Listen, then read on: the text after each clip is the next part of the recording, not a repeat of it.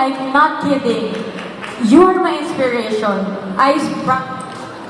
Oh, sisterhood na din ang Brilliant Medical Group. Actually, nung pinipili talaga namin kung sino yung gaganap ng life story ko, hindi ko alam kung sino, pero ang dami kasing nagsasabi na hawig mo si Miss RC, pero hindi talaga totoo. Hindi totoo kasi sobrang ganda niya. And ang galing din ng timing dahil sabi nga niya, nagkaroon siya ng acne problems and pumunta siya sa akin.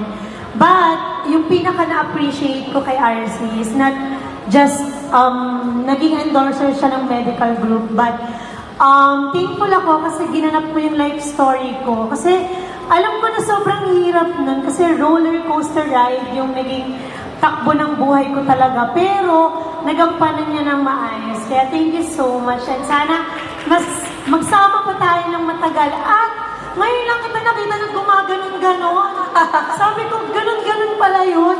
Ang ganda-gandang babae, gumaganon-ganon. Sabi ko, ang galing. Rakista pala si Miss RC. Sobrang talented, di ba po?